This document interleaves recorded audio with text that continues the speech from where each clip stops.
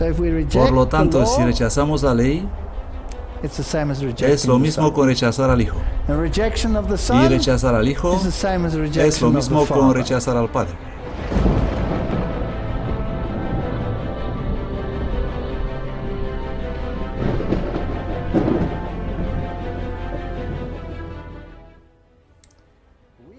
Estamos al borde mismo del conflicto final. Y el mundo necesita ser advertido. Este movimiento no es para formar congregaciones separadas. Este movimiento es para animar a todos. Así que el mundo parece revuelto. ¿Quién origina estos eventos? No se trata solo del mundo árabe. Está sucediendo en Europa. Esto va a venir aquí. La gente está harta de todo lo que está pasando en este mundo. Y esta es la brecha que necesita ser reparada en el tiempo que vivimos. Podemos estudiar profecías, podemos saber lo que está sucediendo en el mundo, podemos ver todas estas cosas, pero si no empezamos aquí mismo con Jesús, no vamos a ninguna parte. Reparando la brecha. He titulado esta conferencia Bronce por Oro. Y vamos a empezar con una historia del Antiguo Testamento para ver si hay alguna aplicación. La apostasía de Salomón está registrada para nuestros días. La apostasía de Salomón llevó a males incalculables en Israel. Los corazones del pueblo se volvieron de la verdadera adoración a Dios y el sincretismo entró silenciosamente hasta que fueron sumidos en la idolatría, mientras que ellos mismos se consideraban fieles en todo lo que hacían. Así que en el sincretismo, adorando a Dios en diferentes maneras, introduciendo el culto a Baal y otras formas de culto, y dedicarlos a Dios, y piensas que estás en el camino correcto cuando tú en realidad estás lejos de Dios. Ese fue el problema que tuvo Israel. La Biblia predice una apostasía muy similar al final de los tiempos, cuando el pueblo de Dios será desviado del mismo modo que Jezabel dirigió al pueblo de Dios por mal camino, con la introducción del culto sincretista a Baal y a Yahvé.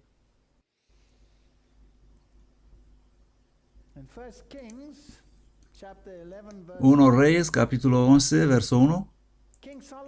Pero el rey Salomón amó muchas mujeres extranjeras.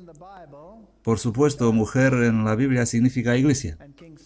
Y el rey Salomón representa la autoridad de la iglesia de Dios, además de la hija de Faraón. Ella se menciona también. Así que no solo le gustaban las iglesias antitípicas, sino que también introdujo una mentalidad egipcia. Así que la iglesia en el fin del tiempo podría tener relaciones ecuménicas, pero también podría enseñar la evolución, una mentalidad secular. Y las mujeres, los moabitas, amonitas, los edomitas, los sidonios y los hititas. Así que las iglesias hermanas, moabitas, amonitas, edomitas y las religiones extranjeras también. Así que hubo ambiente para acoger a todos. Y esta es la mentalidad que tiene la iglesia cristiana en general. Y esta es la forma de pensar que incluso amenaza con entrar en los mismos ámbitos de la iglesia de Dios. Así que el rey del norte parece que quiere poner su pie incluso en la iglesia de Dios. Pero en esta conferencia no voy a tratar tanto con la iglesia de Dios que con la iglesia cristiana en su totalidad. 1 Reyes 11:2. Naciones de las cuales Jehová había dicho a los hijos de Israel, no entraréis a ellas, ni ellas entrarán a vosotros, porque ciertamente harán inclinar vuestros corazones tras sus dioses. Pero Salomón se unió a estas con amor. Él sentía que tenía que enlazarse con ellos. Así que este declive de Salomón está documentado para que podamos aprender de su experiencia. La caída fue gradual, casi imperceptible. El pecado se nos acerca sigilosamente. Hace girar su red un hilo a la vez hasta que finalmente quedas totalmente atrapado. Salomón amó al Señor en su juventud y tomó la decisión de seguirlo con todo su corazón, y su temprano reino fue ejemplar. Leemos en el libro Profetas y Reyes: sobre todos los bienes terrenales, el rey deseaba sabiduría y entendimiento. Aquí vemos la famosa imagen de las madres y el bebé cuando él demostró su sabiduría. Él anhelaba tener una mente despierta, un corazón grande y un espíritu tierno. Y luego el Señor le apareció en un sueño y Salomón le dijo: tú hiciste gran misericordia a tu siervo David, mi padre, según que él anduvo delante de ti en verdad, en justicia y con rectitud de corazón para contigo. Y tú le has mostrado tu grande misericordia, que le diste hijo que se sentase en su trono, como sucede en este día. Dios le había preguntado: ¿qué quieres que te diera? Y él respondió: dame sabiduría para dirigir esta gran nación. Y Dios le dio mucho más. Le dio todo demás que él no pidió. Ahora pues, Señor Dios mío, tú has puesto a tu siervo por rey en lugar de David mi padre. Y yo no soy sino un muchacho y no sé cómo salir ni entrar. Y tu siervo está en medio de tu pueblo, el cual tú escogiste, un pueblo grande que no se puede contar ni numerar por su multitud. Da pues a tu siervo corazón entendido para juzgar a tu pueblo, para discernir entre lo bueno y lo malo. Porque ¿quién podrá gobernar este pueblo tuyo tan grande? Y Dios recibió esta humildad y Dios le dio lo que quería. Y la iglesia cristiana fue así. La iglesia cristiana comenzó con tanta sabiduría, con tanto discernimiento. ¿Qué le pasó? ¿Qué pasó con ella? Y luego Dios la llamó de nuevo a salir de la oscuridad espiritual, y el protestantismo estaba tan lleno de sabiduría y tan lleno de discernimiento. ¿Y qué pasó con él? Y le dijo Dios: porque has demandado esto y no pidiste para ti larga vida, ni pidiste para ti riqueza, ni pediste la vida de tus enemigos, sino que demandaste para ti inteligencia para oír juicio, he aquí he hecho conforme a tus palabras. Mira que te he dado corazón sabio y entendido. Y él fue más sabio que todos los reyes. Podría discernir todo. ¿Cómo pudo suceder que la apostasía se infiltró y él pudo caer desde esa altura? Y si anduvieres en mis caminos, guardando mis estatutos y mis mandamientos, como anduvo David tu padre, entonces yo alargaré tus días. Así que las promesas son condicionales. Pero luego las cosas empezaron a decaer. Pasos hacia la apostasía. La primera cosa que sucedió: con el tiempo él obtuvo tantos elogios que su autoestima comenzó a infiltrarse. Salomón había comenzado a perder de vista el origen de su poder y gloria. Según la inclinación cobró poder sobre la razón, la autoconfianza aumentó. Tenemos que ser muy cuidadosos para que no lleguemos a ser autosuficientes. Siempre debemos recordar que sin Cristo no podemos hacer nada. Y trató de llevar a cabo los propósitos del Señor a su propia manera. Yo sé cómo hacer esto. Y así pierdes el consejo. Llegó a la conclusión de que las alianzas políticas y comerciales con las naciones vecinas traerían a estas naciones al conocimiento del verdadero Dios. Me he encontrado con esto tan a menudo en mi ministerio. No se supone que debes evangelizar así. Tienes que hacerlo diferente. Hay que relacionarte. Sé que es necesario relacionarte, pero luego ellos dicen que tienes que convertirte en su socio. Y yo pregunto: bueno, ¿ha funcionado? Bueno, todavía no. Pero si te asocias, con el tiempo tu forma de pensar se convierte en su forma de pensar, o su forma de pensar se convierte en la tuya. Y así pierdes. Así que la autosuficiencia es el primer problema. y luego avanzas hacia alianzas nefastas. E hizo alianzas profanas con una nación tras otra. Con frecuencia estas alianzas quedaban selladas por casamientos con princesas paganas. Así que estás adoptando los principios y luego los incorporas en tu propio entorno. El tercer punto fue dejar de lado los requerimientos de Dios por los del mundo. Entonces estás en terreno peligroso. Los mandamientos de Jehová eran puestos a un lado en favor de las costumbres de los pueblos vecinos. Y él comenzó a adorar en su estilo. Él todavía adoraba al Dios que conocía, pero le adoraba a su manera. Eso es sincretismo. El siguiente paso es lisonjearse a sí mismo que su sabiduría prevalecería. Pensaba, con el tiempo todos llegarían a conocer al Dios de la Biblia. Salomón se había ilusionado de que su sabiduría y el poder de su ejemplo desviarían a sus esposas de la idolatría al culto del verdadero Dios y que las alianzas así contraídas atraerían a las naciones vecinas en estrecho contacto con Israel. Vana esperanza. Vana esperanza. El error de Salomón, al considerarse bastante fuerte para resistir a la influencia de asociaciones paganas, fue fatal. Fatal fue también el engaño que le indujo a esperar que, aunque él había despreciado la ley de Dios, otros podrían ser inducidos a reverenciar y obedecer sus sagrados preceptos. Así que este fue el decline gradual. Y pregunto, ¿no hacemos nosotros como pueblo lo mismo? El siguiente problema fue disfrutando los honores mundanos. El oro de Ofir. Las alianzas y relaciones comerciales del rey con las naciones paganas le reportaron fama, honores y riquezas de este mundo. Pudo traer oro de Ofir y plata de Tarsis en gran abundancia. Y el rey acumuló plata y oro en Jerusalén como piedras y cedro en abundancia, como los sicómoros que hay en los valles. Segunda de Crónicas 1:15. Así que se hizo rico.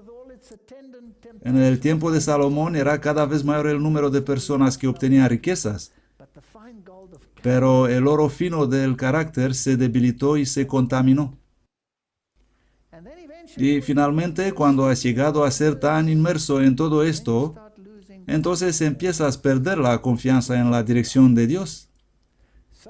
Tan gradual fue la apostasía de Salomón, que antes de que se diera cuenta de ello, se había extraviado lejos de Dios. Y este fue un proceso lento e imperceptible. Cada vez más él se basó en su propia fuerza y tomaron sus propias decisiones. Y no tomó en cuenta los consejos de Dios. Y cuando llegas a este punto, la desobediencia flagrante comienza a crecer en ti. Poco a poco fue rehusando a Dios la obediencia inquebrantable que debía hacer de Israel un pueblo peculiar, y él se conformó cada vez más estrechamente a las costumbres de las naciones circundantes. ¿Acaso no hacemos esto en la adoración cristiana? ¿No traemos entre nosotros los que deberían estar fuera de nosotros? Si pensamos en la música y las maneras de adoración y todos estos problemas, nosotros como cristianos estamos en la misma pendiente resbaladiza. Él también tenía una ambición malsana. Una ambición de superar todas las demás naciones en poder y grandeza le llevó a pervertir con fines egoístas el don celestial que hasta entonces había empleado para la gloria de Dios. Pensamos que somos maravillosos. Y hasta pensamos que podríamos ser los grandes filántropos del mundo para conseguir de esta manera renombre.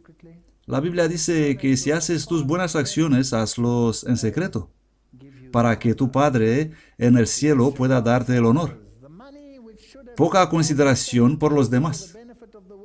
El dinero que debería haber sido mantenido en fideicomiso sagrado para el beneficio de los pobres dignos y para la extensión de los principios de santa vida en todo el mundo, fue gastado egoístamente en proyectos ambiciosos. Él comenzó a construir y manifestar su pompa y su gloria. Y bueno, hoy se compran los mejores terrenos a la vista. El desarrollo del carácter es despreciado. Absorto en el deseo irresistible de superar las otras naciones en la manifestación externa, el rey despreció la necesidad de adquirir belleza y perfección de carácter. La religión empieza a convertirse en una forma, una manifestación exterior. Tienes tus super cantantes y la congregación, bueno, tal vez no cantan muy bien. Vamos a llamar yo las llamo las chicas de piña. Ellas tienen esas grandes altavoces con esas cosas de piña encima y cantarán y la manifestación exterior se volverá importante. No digo que cantar bien enfrente es malo, pero cuando el espectáculo toma el lugar de la adoración correcta, entonces estamos en problemas. La benevolencia se convierte en tiranía. Una vez que tienes este tipo de poder, lo mantienes mediante tu descenso.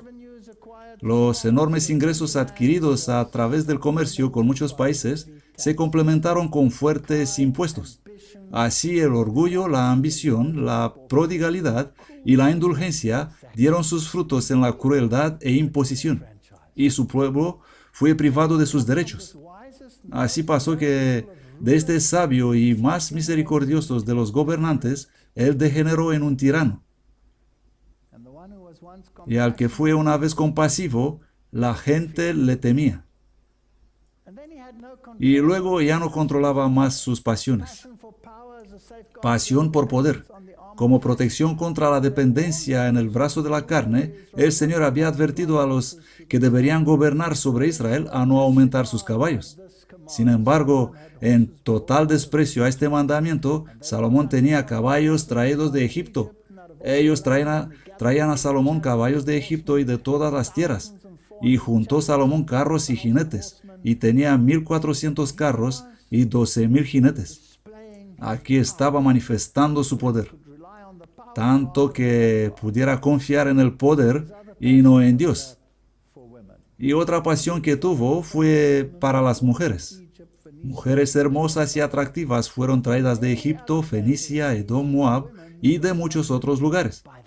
Esas mujeres se contaban por centenares. Se rodeó a sí mismo de esas mujeres y asimiló su religión y sus rituales. Y luego fue la idolatría. Su religión era adoración de ídolos y se les había enseñado a practicar rituales crueles y degradantes. Enamorado de su belleza, el rey descuidó sus deberes para con Dios y para su reino. Profetas y Reyes, página 40. Sus mujeres ejercieron una influencia poderosa sobre él y gradualmente prevalecieron. Y ahora se entregó a la adoración de dioses falsos. Y la Biblia registra que él adoraba a Astarte, diosa de los sidonios, y a Milcom, ídolo abominable de los amonitas. Pero él se engañaba a sí mismo que todavía estaba adorando a Yahvé y que todos los demás venían a comprender su punto de vista.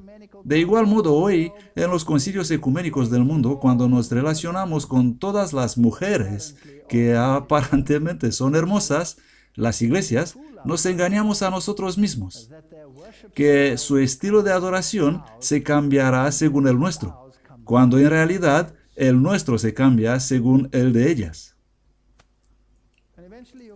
Y eventualmente tu conciencia está cauterizada y ni siquiera puedes ver más la diferencia. Así que aquí está el que rezaba, dame discernimiento, y acaba sin ningún discernimiento. El curso de Salomón llevó su castigo seguro. Su separación de Dios mediante la comunicación con los idólatras fue su ruina. Según arrojó su lealtad a Dios, perdió el dominio de sí mismo. Su eficacia moral desapareció. Se convirtió en rudo, su conciencia se cauterizó. Él incluso llegó a ser afeminado. Viviendo rodeado de ellas, haciendo lo que sus esposas querían, él se hizo semejante a ellas. Y tuvo estatuas hechas de todas esas deidades. Hay camino que al hombre le parece recto, pero su fin es camino de muerte. Proverbios 14:12. En años posteriores se apartó tan lejos de la pureza como aprobar los ritos licenciosos y repugnantes relacionados con el culto a Kemosh y Astarte. Esto es increíble. Él confundía el libertinaje con la libertad e intentó, pero ¿a qué costo?, a unir la luz con la oscuridad, el bien con el mal, la pureza con la impureza, a Cristo con Belial. No puedes hacerlo. No puedes servir a Dios y a Baal al mismo tiempo, esperando que la gente aceptará a Dios antes que a Baal. Y luego tu nobleza se pierde. Ya no puedes reflejar los atributos que Dios te llamó a transmitir. De ser uno de los mayores reyes que hayan empuñado un cetro, Salomón se convirtió en un disoluto, instrumento y esclavo de otros. Su carácter, una vez noble y varonil, se cambió en débil y afeminado. Su fe en el Dios viviente fue suplantada por dudas ateas. La incredulidad destruía su felicidad, debilitaba sus principios y degradaba su vida. Es un milagro de Dios que este rey dio la vuelta en los últimos segundos de su vida. Sí, la pobre, frágil naturaleza humana. Dios puede hacer poco por los hombres que han perdido su sentido de dependencia de Él. Y esta es la cuestión fundamental. Si pensamos que podemos hacerlo nosotros mismos, vamos a salir perdiendo. Y esta mentalidad de las mujeres mundanas, las iglesias mundanas, se infiltrará y tomará el control. El peligro acecha en medio de la prosperidad. A través de los siglos, las riquezas han hecho peligrar la humildad y la espiritualidad. Una vez que las iglesias se convierten en prósperas, una vez que cesa la persecución y que te conviertes en destacada y puedes ser admirada en tus túnicas, bien, entonces esto se cuela adentro. Ahí se esconde un peligro. No es la copa vacía la que nos cuesta llevar. Es la copa llena hasta el borde que debe ser cuidadosamente equilibrada. Este es un sabio consejo. La aflicción y la adversidad pueden causar dolor, pero es la prosperidad que es la más peligrosa para la vida espiritual. A menos que el ser humano esté en constante sumisión a la voluntad de Dios, a menos que esté santificado por la verdad, la prosperidad seguramente despertará la inclinación natural a la presunción. En el valle de la humillación, donde los hombres dependen de Dios para enseñarles y para guiar su paso, hay relativa seguridad. Es por esto que Dios llamó a su pueblo en el desierto, porque en el desierto dependemos de Dios. Esto es lo que Dios quiere hacer.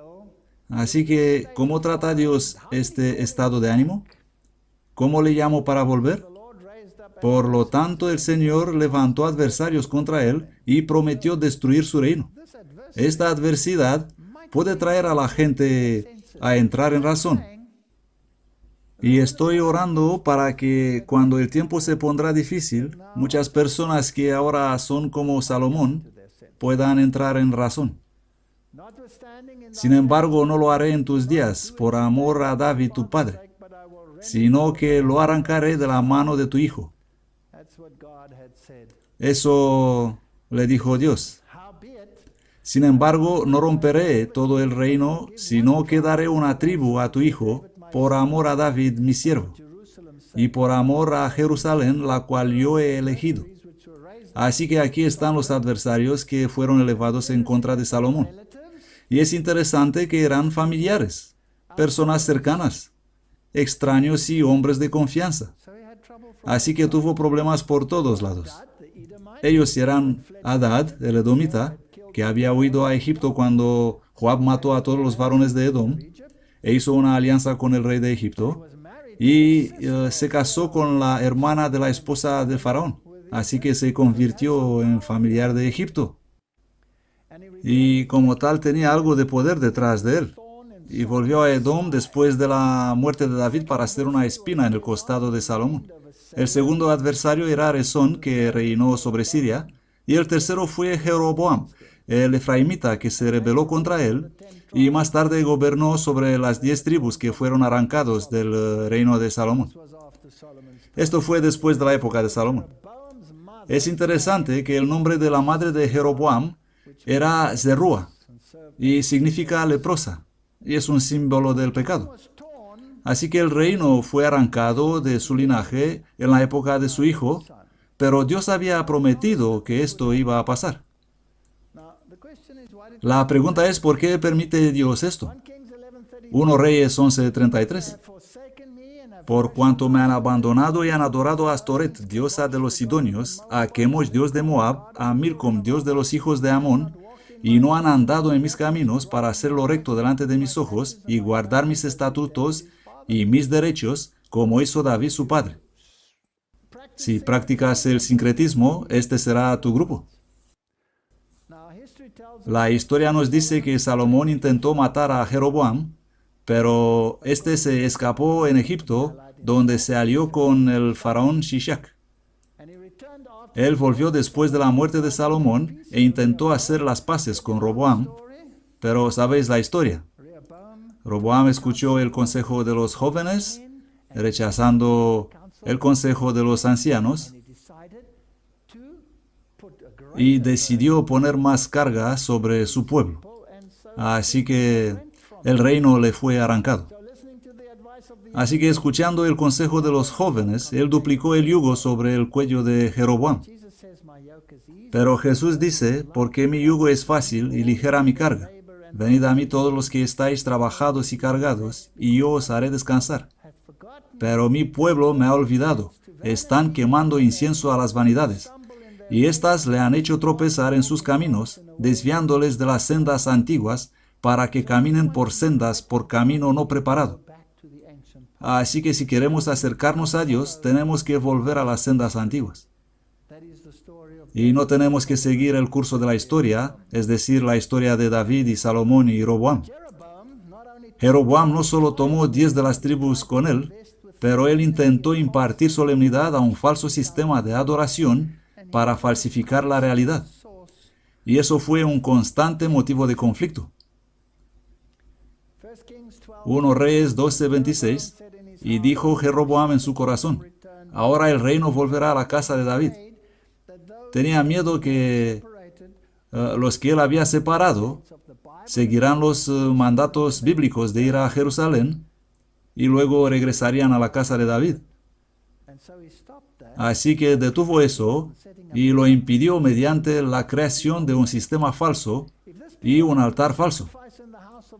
Si este pueblo subiera a ofrecer sacrificios en la casa de Jehová en Jerusalén, entonces el corazón de este pueblo se volverá a su señor Roboam, rey de Judá, y me matarán a mí, y se volverán a Roboam, rey de Judá.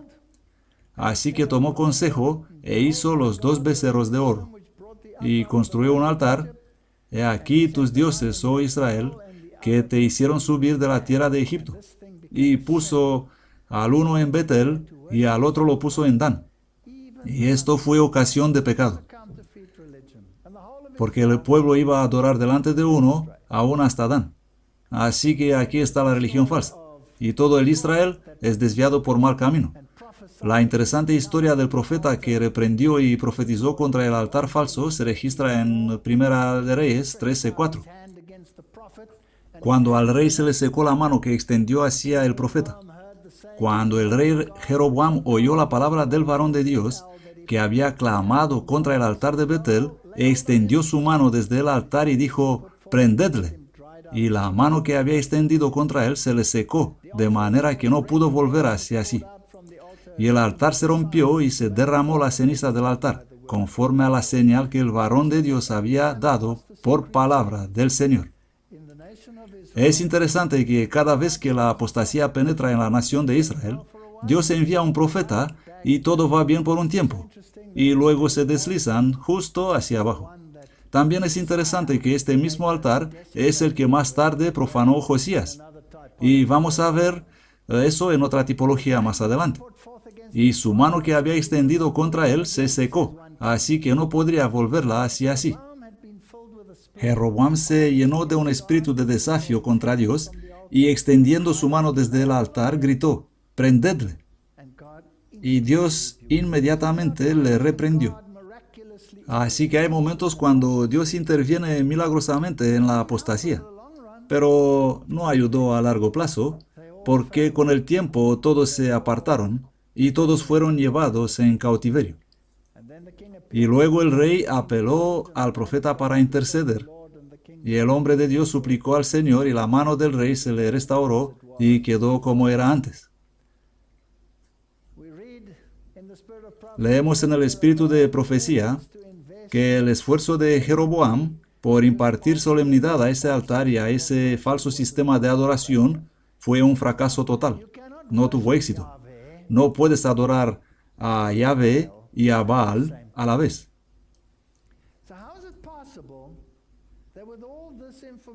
¿Cómo es posible que con toda esta información a nuestra disposición, el enemigo todavía puede introducir sus falsas enseñanzas, su falso sistema de adoración en la iglesia cristiana e incluso en la iglesia del remanente final de Dios? El Señor procura salvar, no destruir. Él se deleita en rescatar a los pecadores. Vivo yo, dice el Señor Jehová, que no quiero la muerte del malvado. Mediante advertencias y súplicas, Él llama al descarriado dejar sus maldades y volver a Él y vivir. Él da a sus mensajeros escogidos una santa audacia, para que quienes escuchan puedan temer y ser traídos al arrepentimiento. Y luego relata la historia de ese mensajero que amonestó justo al rey. Y puede que es lo que debe hacerse en este tiempo también, porque existen muchísimos reyes hoy que adoran al altar de Jeroboam. El reino de Roboam es también interesante en su tipología. Y Roboam, hijo de Salomón, reinó en Judá. 1 Reyes 14:21. Tenía 41 años cuando comenzó a reinar. Su madre fue Naama, amonita. Naama significa agradable, pero ella era una extranjera. Así que no tuvo los principios del pueblo de Dios. Y Judá hizo lo malo ante los ojos de Jehová y provocaron su celo. Y pasó la misma cosa, y Dios intervino y les amonestó. Construyeron lugares altos, pusieron imágenes allí, e incluso permitieron a los sodomitas entrar en su sistema de adoración. Así que incluyeron los derechos paganos de adoración sodomita, incluso en el culto a Yahvé. ¿Hasta dónde se puede caer de la realidad? Esta es la imagen del Consejo de los Ancianos que se negó a escuchar, a pesar de que Salomón había anhelado preparar la mente de Roboam, su sucesor elegido, para afrontar con sabiduría la crisis predicha por el profeta de Dios. Él nunca había sido capaz de ejercer una fuerte influencia modeladora para el bien de la mente de su hijo. Él tenía el carácter de su madre, la amonita, el sello de un carácter vacilante, y condujo al pueblo en apostasía. Y la apostasía final es tipológica. Leemos en 2 Crónicas 12:1, y sucedió que cuando Roboam se fortaleció y afirmó el reino, abandonó la ley del Señor, y con él todo Israel. Por lo tanto, si un grande y preeminente líder toma una decisión, ¿por qué tanta gente le sigue ciegamente? Esto es una gran pesadilla en el cristianismo. Y sucedió que en el 5º año del rey Roboam, Shishak, rey de Egipto, subió contra Jerusalén, por cuanto se habían rebelado contra el Señor. Y vino con ejército poderoso, y con miles de jinetes, y con muchas naciones. Y tomó las ciudades fortificadas. Entonces vino Semaías, el profeta, a Roboam y a los príncipes de Judá, que estaban reunidos en Jerusalén por causa de Shishak. Tenían miedo. Y luego se arrepintieron, Y Dios permitió a Shishak vencer, pero no destruirlos de manera completa. Se humillaron a sí mismos. Cuando el Señor vio que se habían humillado, dijo: no voy a destruirlos, sino les concederé cierta liberación. Empero serán sus siervos. Y tuvieron que servir a los egipcios. Al 5.º año del rey Roboam, subió Shishak, rey de Egipto, contra Jerusalén, y tomó los tesoros de la casa del Señor y los tesoros de la casa real, y tomó todo. Se llevó también todos los escudos de oro que Salomón había hecho. Así que se llevaron la gloria del templo. Todo el oro fue retirado y fue llevado a Egipto. En lugar de ellos, hizo el rey Roboam escudos de bronce y los confió a los jefes de la guardia que custodiaban la entrada de la casa del rey. Y cuando el rey entraba en la casa de Jehová, los de la guardia los llevaban y los ponían después en la cámara de los de la guardia.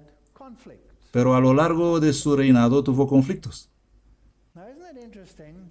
¿No es interesante que él tuvo mejor cuidado con los escudos de bronce que lo hizo con los escudos de oro? Así que él hizo esos escudos de bronce y luego se les dio a los jefes de la guardia, que tenían que cuidar esos escudos, y después de exponerlos, luego se tenían que encerrar y ser protegidos. Lo mismo pasa con nosotros. A veces estamos contentos con escudos de bronce más que con escudos de oro. Y a veces hacemos tanto alarde de nuestros escudos de bronce, cuando en realidad lo que tenemos es una religión de segunda mano y que podría ser de oro. Temo que esto es lo que pasa en el mundo cristiano. Y durmió Roboam con sus padres y fue sepultado. Una triste historia. El Salmo 45:6 dice: tu trono, oh Dios, es eterno y para siempre. Cetro de equidad es el cetro de tu reino. Tú amas la justicia y odias la maldad. Por eso Dios, tu Dios, te ha ungido con óleo de alegría más que a tus compañeros. Todas tus vestiduras exhalan mirra, aloe y casia.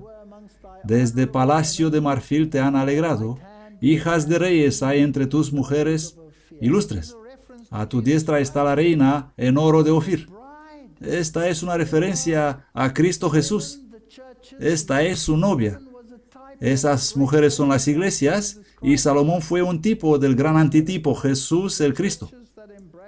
Por supuesto, las iglesias que reciben a Cristo Jesús son rectas, pero su novia está en oro de Ofir. No tiene vestidos de bronce. Ella tiene la verdadera religión de corazón, la justicia de Cristo. Oye, hija, y mira, e inclina tu oído, y olvida tu pueblo y la casa de tu padre, y deseará el rey tu hermosura. Él es tu Señor, póstrate ante Él. Si queremos adorar a Dios, el bronce no es suficientemente bueno, aunque hagamos pompa y gran parada con él. La novia de Cristo está cubierta con oro de Ofir, el símbolo de la justicia de Cristo. El bronce no le cuadra, sobre todo tomando el escudo de la fe, con que podáis apagar todos los dardos del fuego del maligno. Nuestra fe no se basa en otra cosa que Jesús y su justicia. Y nuestra fe debe basarse en la palabra de Dios, porque si así dice la palabra, entonces así es. Pero nos inclinamos a poner escudos de bronce, donde por la fe esos no deberían existir. La Biblia utiliza estas palabras tristes en el caso de Roboam, y todo Israel con él. Es tan difícil comprender por qué la apostasía es tan popular. Y sucedió que cuando Roboam fortaleció y afirmó su reino, abandonó la ley del Señor, y todo Israel con él. La extravagancia del reinado de Salomón durante su apostasía le llevó a agravar a la gente en gran medida. Si Roboam y sus inexpertos consejeros hubiesen comprendido la voluntad divina con referencia a Israel, habrían escuchado, habrían tenido este discernimiento. Si él hubiera orado por el discernimiento como su padre había orado por el discernimiento, podría haber hecho lo correcto. La pluma inspirada ha trazado el triste récord del sucesor de Salomón como uno que falló en ejercer una fuerte influencia de la lealtad a Jehová. Él fue testarudo, fue confiado y obstinado. Estos son los problemas que surgieron. Yo te aconsejo que de mí compres oro. Una y otra vez la Biblia resalta esto. Y para que podamos distinguir entre bronce y oro, necesitamos discernimiento. Tenemos que entender cuándo es una doctrina, cuándo es un estilo de adoración, cuándo es una teología, cuándo es una escatología, cuándo es bronce y cuándo es oro. Porque tenemos que comprar oro refinado en fuego para que seas rico y vestiduras blancas, la justicia de Cristo, para que te vistas y no se descubra la vergüenza de tu desnudez, y unge tus ojos con colirio para que veas. Qué tristes, qué llenos de significado las palabras, y todo Israel con él. El pueblo a quien Dios había escogido para estar como una luz en las naciones alrededor, se apartaron de su fuente de fuerza y trataron de llegar a ser como las naciones alrededor de ellos. Así como con Salomón sucedió con Roboam. La influencia del mal ejemplo llevó a muchos por mal camino. No tenemos que leer toda la cita, sino la esencia de la cuestión, la gravedad del asunto. Con la división del reino al principio del reinado de Roboam, la gloria de Israel empezó a desvanecerse para que nunca más sea recuperada en su plenitud. A veces, durante los siglos que siguieron, el trono de David fue ocupado por hombres dotados de valor moral y previsión, y bajo la dirección de estos soberanos, las bendiciones que descendían sobre los hombres de Judá se extendían a las naciones circundantes. A veces, el nombre de Jehová fue exaltado por encima de todo Dios falso y su ley se guardó en reverencia. Y otras veces nuevamente ocurría lo contrario. Esta es la historia de Israel. ¿Y cuál es su aplicación? Leemos en Servicio Cristiano, página 39. Me lleno de tristeza cuando pienso en nuestra condición como pueblo. El Señor no nos ha cerrado el cielo, pero nuestra propia conducta de permanente apostasía nos ha separado de Dios. El orgullo, la codicia y el amor al mundo han vivido en el corazón sin temor de prohibición o condenación. Pecados graves y jactanciosos se manifiestan entre nosotros. Y sin embargo, la opinión general es que la iglesia está floreciendo. Hacemos lo correcto. Y que la paz y prosperidad espiritual están en todos sus contornos. La iglesia ha dejado de seguir a Cristo, su líder, y está volviéndose firmemente hacia Egipto. Él amó a las mujeres del faraón y a las princesas de Egipto. Sin embargo, pocos están alarmados o sorprendidos por su falta de poder espiritual. La duda y hasta la incredulidad respecto a los testimonios del Espíritu de Dios están leudando nuestras iglesias por doquier. Satanás quiere que esto ocurra así. Noten esta cita del deseado de todas las gentes. El gobierno bajo cual vivió Jesús será corrompido y opresivo. Por doquier había abusos clamorosos, extorsión, intolerancia y crueldad insultante. Sin embargo, el Salvador no intentó hacer reformas civiles. Por favor, noten esto. El Salvador no intentó hacer reformas civiles. No atacó los abusos nacionales ni condenó a los enemigos nacionales. No intervino en la autoridad ni en la administración de los que estaban en el poder. El que era nuestro ejemplo se mantuvo alejado de los gobiernos terrenales, no porque fuese indiferente a los males de los hombres, sino porque el remedio no consiste en medidas simplemente humanas y externas. Para ser eficiente, la cura debe alcanzar a los hombres individualmente y debe regenerar el corazón. Si nos libramos del mensaje del Evangelio, que puede regenerar el corazón, estamos en problemas.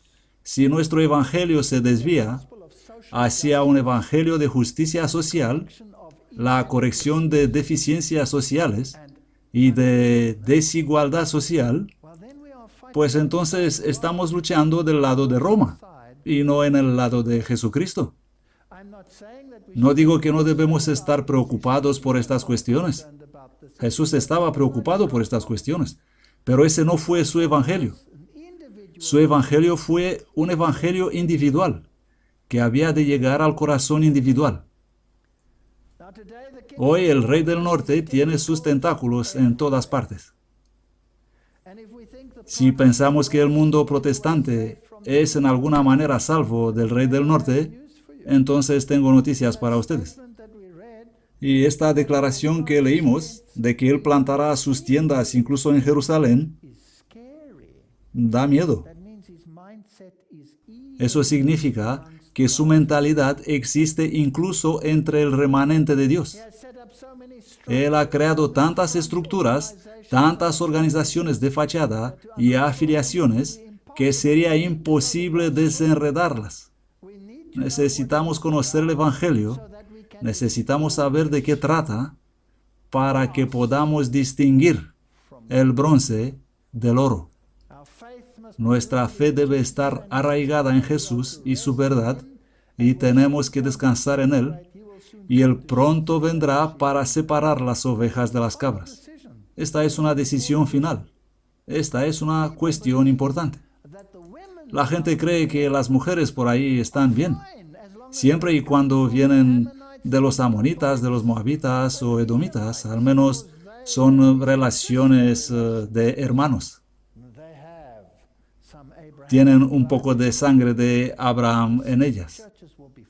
Las iglesias hermanas están bien, son protestantes. Seguramente podemos servir de enlace con el protestantismo. No debería haber ningún problema con eso. Bueno, vamos a echar un vistazo a lo que está sucediendo en el mundo protestante. Este es Norman Geisler, y este es un artículo interesante. Los jesuitas engendran jesuitas. Norman Geisler de Veritas y Calvary Chapel Bible College son dos colegios bíblicos.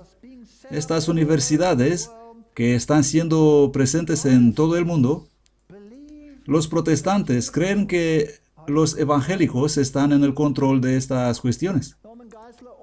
Norman Geisler, autor de la Declaración de Chicago de 1978, formulada después del doctorado en la Escuela Jesuita Universidad de Loyola, es el fundador del Seminario Evangélico Veritas y fundador de la Sociedad Internacional de Apologética Cristiana. Todos sus miembros directivos de Veritas son también pastores del Calvary Chapel o portavoces o miembros del consejo de otras organizaciones de Calvary Chapel. Puede parecer que hay grupos distintos, pero en realidad ellos son los mismos y ellos están al cargo.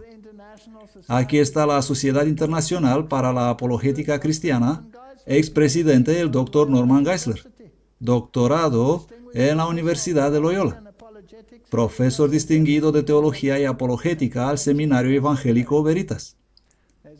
Este es su web personal, y donde tienen sus títulos. Aquí hay otro, el Seminario Evangélico del Sur. Estos son para los evangélicos, no son romano-católicos. Fue fundado en 1992 por Ross Rhodes, ex evangelista y pastor del Calvary Church. Hay polinización cruzada aquí. Detrás de las escenas gobiernan los mismos poderes. El Seminario Evangélico del Sur no solo promueve teología y agendas jesuitas, pero también tiene algunos profesores que vienen de escuelas jesuitas. ¿Quién está entrenando el mundo? Estamos aceptando bronce por oro. El protestantismo ha perdido su ancla. Geisler también participa con el Colegio Bíblico Calvary Chapel, promoviendo la apologética bíblica basada en la razón, no basado en la Biblia. Está involucrado en la lucha contra los ministerios sectarios y promueve la cooperación católico-evangélica.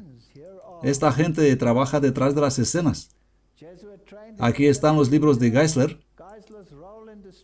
Líder evangélico educado por los jesuitas, el papel de Geisler en destruir el cristianismo evangélico en América. Un artículo escrito por Rick Frederick en enero de 2008. Siempre me gusta tener estos artículos para mostrar que hasta las piedras claman, incluso las piedras. Estos son los propios evangélicos que observan lo que está sucediendo. Y Dios tiene a su gente en muchas iglesias por ahí, y esta gente está preocupada. ¿Qué escribe? Con solo observar la contraportada del libro y hacer un poco de investigación sobre los nombres de los que recomiendan este libro, debería decir mucho. Basta con ver a todos los jesuitas y la conexión con los jesuitas y sus agendas, y recuerden que Geisler obtuvo su doctorado en la Universidad Jesuita de Loyola. Si bien esto puede no molestar a algunas personas, hay mucho más a considerar. No hace falta decir que me doy cuenta ahora de las agendas de los líderes evangélicos como Billy Graham, Jack Colson y Geisler ha tenido en los últimos años, y por qué las cosas salieron como los vemos, fue muy inteligente y funcionó. Hay gente por ahí afuera que lo comprende, pero la gente de dentro dice, oh, los jesuitas ya no juegan ningún papel, olvídalos. Rick Frederick continúa. Un último ejemplo es Frank Beckwith. Él fue el presidente de la Sociedad Teológica Evangélica. Evangélico. Él era el presidente, aparentemente no católico, y renunció para regresar al romano catolicismo. Así que vienen y hacen su trabajo y luego se van. Y las personas que quedan han sacrificado su oro y abrazado el bronce. Y pulen el bronce y lo exponen fuera para presumir y dicen, miren aquí, tenemos oro hermoso. No es bronce. ¿No han ocurrido este tipo de cosas muchas veces antes? Ellos pretenden ser evangélicos, son elevados hasta las altas esferas y luego muestran sus verdaderos colores después de hacer el daño. Pero observe lo que el actual presidente de esa universidad tiene que decir en la introducción acerca de esas personas y su defensa de la fe. Él pregunta, ¿por qué la gente viene tan lejos a una escuela de este tipo? Y dice, para entrenarse con algunos de los mejores apologistas y maestros de la Biblia del país para evangelizar al mundo y defender la fe cristiana histórica. ¿Cuál fe cristiana histórica? Debe ser la católica. Sin embargo, ¿no son al menos algunos de estos hombres empujados por la fe romana? Estas son las piedras que claman. Y uno puede finalmente reunir todo claramente. Aquí el presidente simplemente regresa. ¿No hemos visto esto tantas veces?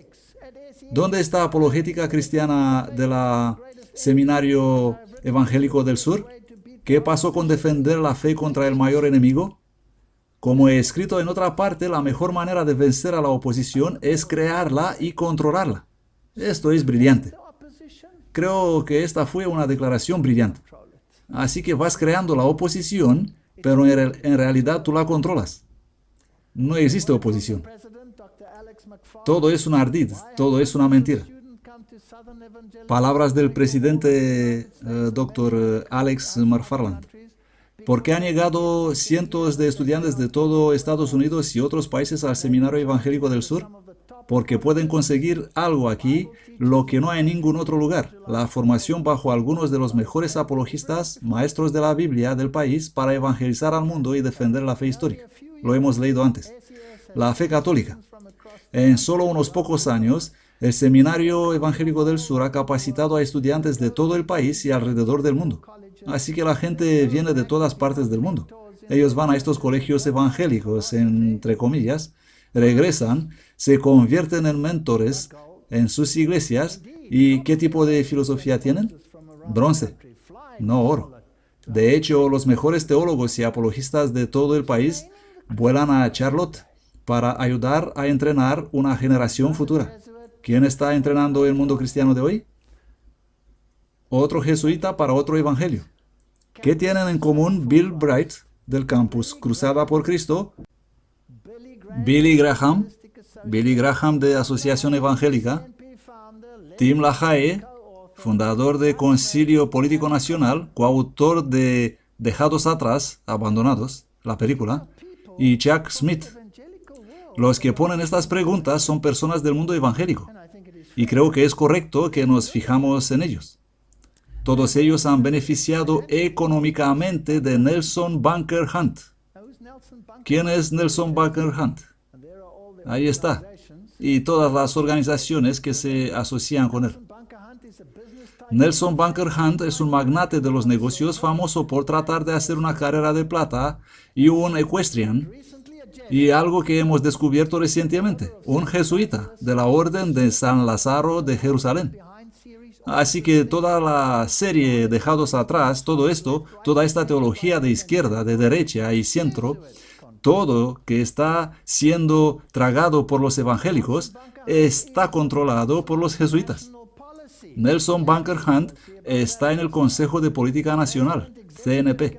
Vamos a ver más de eso ahora.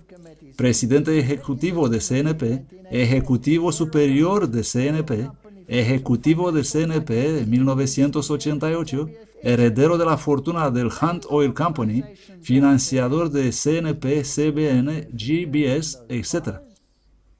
Cualquier sea el nombre de estas organizaciones, los jesuitas tienen sus dedos metidos en el pastel. Wallace Johnson, fundador de Holiday Inns, organizaciones financieras, organizaciones religiosas, trabajó con y financió el campus de Bill Bright Cruzada para Cristo, donando $15,5 millones. Tuve una serie de encuentros con el campus Cruzada por Cristo. He predicado en la Universidad de Ciudad del Cabo y he predicado conferencias sobre creación y evolución. ¿Y quiénes serán los más grandes opositores de estas conferencias?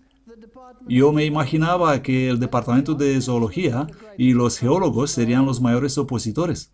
No, los partidarios del campus Cruzada por Cristo fueron los mayores opositores, porque tenemos que aceptar la evolución. Tenemos que renunciar al oro, tenemos que abrazar el bronce. ¿Hacen algunas de nuestras propias instituciones lo mismo? En 1967, Hunt formó el Frente Mundial de Liberación Cristiana como un frente encubierto del Campus Crusade, el cual se dividió y se convirtió en un ministerio de liderazgo en el movimiento del pueblo de Jesús. ¿Quién está detrás de estos movimientos? Estas no son conjeturas, es realmente lo que sucede.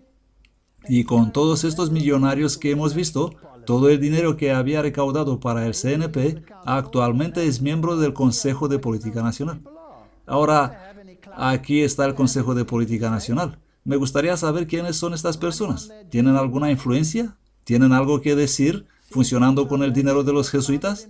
La Fundación CNP fue fundada en 1981 como una organización educacional sin fines de lucro por el reverendo Tim LaHaye de la Mesa Redonda Religiosa, que también fue el primer presidente del CNP.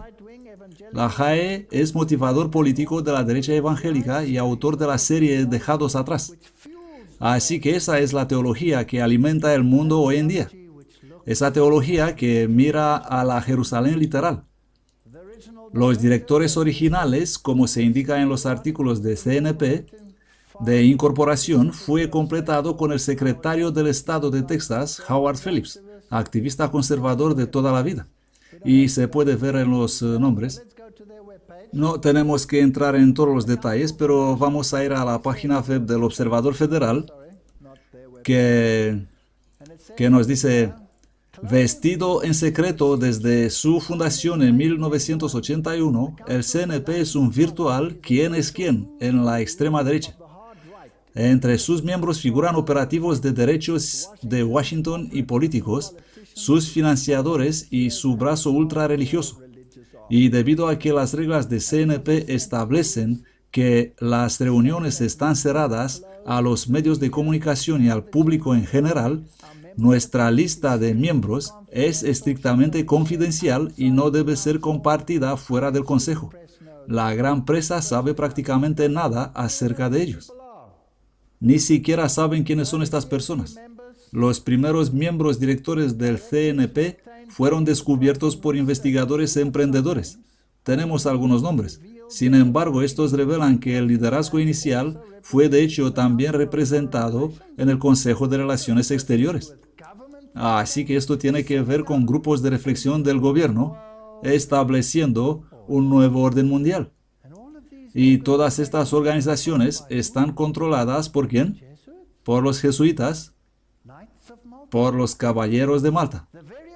La organización misma de los globalistas a que el CNP iba a ser una alternativa conservadora. Así que crearon una organización supuestamente opuesta a la que de donde salieron.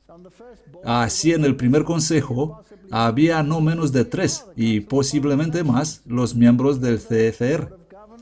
Gilder, consejo director; Teller, consejo director; Van der Yacht, consejo director. Muchos de los miembros del más alto rango del CNP también pertenecen a los caballeros masónicos de Malta. ¿Quién tiene el control? Es Roma. Y nosotros estamos ciegos. Y vemos artículos incluso en algunas de nuestras revistas que dicen dejar a Roma en paz. ¿Cómo podemos dejar a Roma en paz si ella es parte de la profecía? Así que la lista de miembros es un verdadero quién es quién de los políticos, la Reserva Federal, miembros del CFR y numerosas otras sociedades. Aquí hay otra página web, Spiritual Directors International. Si vas a la página de Spiritual Directors International, encontrarás que su grupo de revisión se compone de protestantes, católicos, incluyendo un número de jesuitas y rabinos. Esta es una comunidad muy erudita, comprometida con el avance de ¿qué? De la dirección espiritual en todo el mundo. Los miembros son personas de muchas naciones, muchas religiones. SDI ofrece programas y prácticas para apoyar la dirección espiritual. Ellos promueven audición sagrada, la dirección espiritual y el acompañamiento espiritual. Y todas estas cosas. ¿Se introduce esto en la cúpula de cada denominación cristiana, incluyendo la iglesia remanente? Así lo creo. Está allí, está vivo y está dirigido por los jesuitas. Una vez más, me gusta cuando las piedras empiezan a clamar. Porque entonces no soy yo el que diga eso. Estas son personas del sistema. Ellos observan lo que está sucediendo en sus instituciones. Hay cristianos por ahí, quiero decirles, que son mejor informados que los que deberían ser informados. Y realmente quiero compartir esto con ustedes. Porque esta persona estuvo estrechamente relacionada con Willow Creek, donde cientos de pastores son enviados a la formación y vuelven con su formación de Willow Creek y se lo llevan en todo el mundo protestante, incluyendo el pueblo de Dios del fin del tiempo. Y vienen y predican un evangelio que perturba la mente. Vamos a ver qué opinan los de adentro, personas que no son de nuestra fe. Maria Fairchild, una activa participante en Willow Creek, escribió un artículo en el que analiza el estado de Willow Creek y sus enseñanzas. El artículo dice: no más protestantes. Willow Creek infiltrada por un movimiento Quaker místico llamado Renovare. Ella escribió esto en 2003, pero los aspectos que ella discute son igual de relevantes hoy en día como lo eran entonces. La espiritualidad no es cristianismo. Es una buena introducción para un artículo. La palabra escrita de Dios da a los cristianos orden y dirección en la vida y cómo adorar juntos. Dios define la verdad con su palabra. Es objetiva, fidedigna y suficiente. Quiero que piensen en esta mujer y en lo que ella dice. Y luego quiero que piensen en el pueblo de Dios cambiando oro por bronce. después de haber enviado aún centenares de pastores a estos mismos institutos de formación. Testifico a cualquiera que oye las palabras de la profecía de este libro. Si alguno añadiere a estas cosas, Dios añadirá sobre él las plagas que están escritas en este libro. Y si alguno quitare de las palabras del libro de esta profecía, Dios quitará su parte del libro de la vida y de la santa ciudad y de las cosas que están escritas en este libro. Luego ella dice, la fe cree que si yo obedezco a Dios, todo saldrá bien al final. Si obedecemos la palabra de Dios, Dios cuidará de los resultados. El evangelismo ecuménico aboga por la infiltración de las denominaciones y organizaciones liberales en lugar de la separación de la incredulidad liberal y error. Esto es bastante claro. Dios dice salir, y parece que esta organización en la cual estamos tan involucrados dice, no, vayamos juntos. La Biblia llama a la separación de la incredulidad y de la mundanalidad. Mientras que la Iglesia ha mantenido sus estándares de separación, ella ha sido maravillosamente bendecida por Dios. Cada vez que ella ha comprometido esos estándares e hizo alianzas impías con los incrédulos, su fuerza espiritual se ha debilitado, ha resultado confusión y ha amenazado el caos. Sucedió en la historia de Israel. La historia sirve como un tipo para nuestro tiempo. Lo estamos viendo ahora. Ella escribe, se está enseñando la aceptación de tradiciones de otras religiones. Y eso es lo que hizo Salomón. La última moda para las mujeres eran temas igualmente preocupantes. Técnicas de meditación y de escrituras y tradiciones de los jesuitas, los Quakers y la Iglesia Negra se están mezclando con las ideas de las escrituras y de la nueva era. Ella incluso advierte contra la lección divina, la lectura divina, donde la Biblia se convierte en una herramienta espiritista, donde balbuceas palabras sin tomar nota del contenido, cuando la lectura se convierte en fundamental, en lugar de comprensión de lo que dice la palabra de Dios. Y vamos a ver más adelante que Papa está propagando esto a gran escala. Bueno, voy a hablar de estas cosas más tarde. No estoy de acuerdo con estas meditaciones y con las oraciones de respiración. La he advertido. Ella estaba advirtiendo a una profesora de otro curso que esta forma de meditación podría abrir a la gente hacia un espíritu equivocado y a escuchar voces. Un indicador de la falsificación de la fe que no trae la conversión es un deseo de ser salvo del castigo del pecado, pero no del pecado mismo. Esta es una piedra clamando.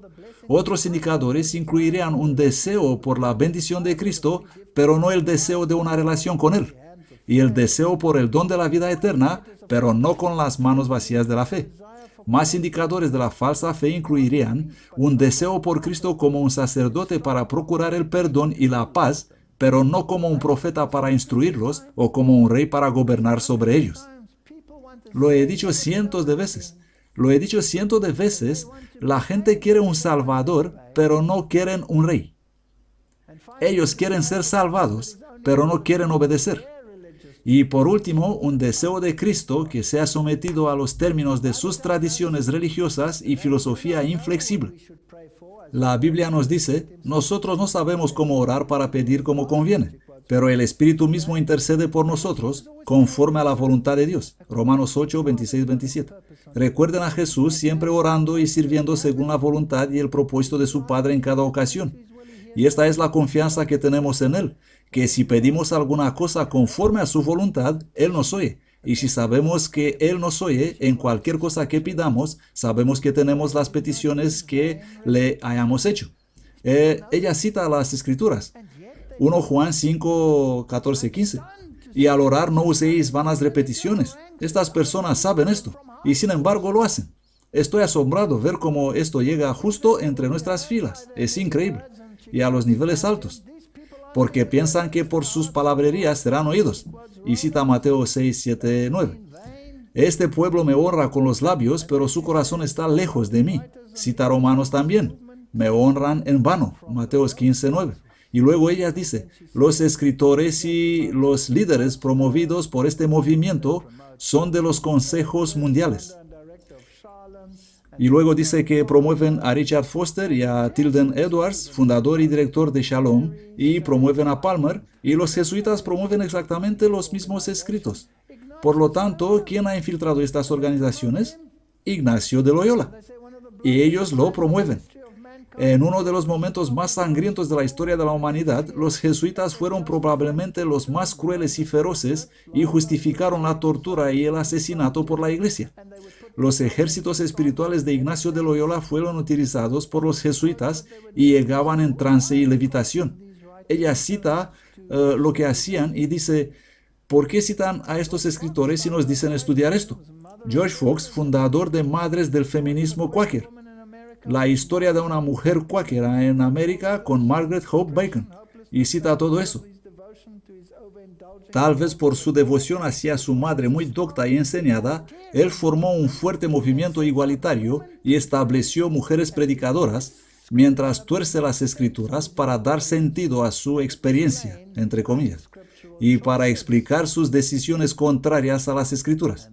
Y luego cita a Gilbert Bilezikian y dice, los igualitarios afirman que las mujeres deben ser pastores, ancianos y co-líderes en la familia. Ellos tuercen las escrituras al igual que George Fox para hacer esto posible. Y esta es una mujer que escribe. Se trata de una mujer evangélica que escribe sobre una organización, Willow Creek. Ella toma todos estos puntos y dice que la iglesia quitará el oro y lo va a reemplazar con bronce, que van a exponer con orgullo y pondrán bajo vigilancia, traer de nuevo en gran desfile y dirán, adoración, queremos bronce por oro. Y toda esta gente, la formación espiritual, todo eso es parte del mismo programa.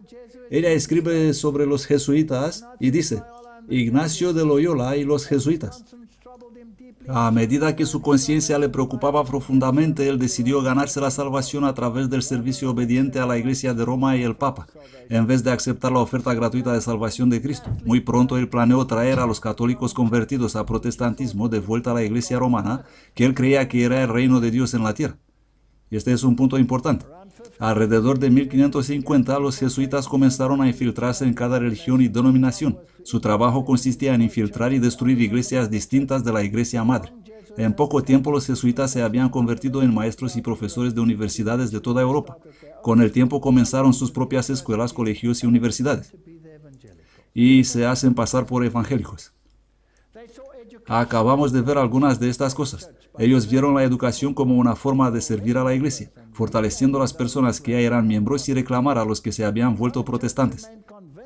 La iglesia romana seguía convencida de que era el reino de Dios en la tierra. Tenemos que mirar esa teología. Y vio a la reforma protestante como una amenaza a ese reino. La iglesia decidió recuperar lo que había perdido y poner a todo el mundo bajo su dominio religioso definitivamente. Ellos todavía se infiltran en las iglesias de hoy. Esta es una escritora evangélica.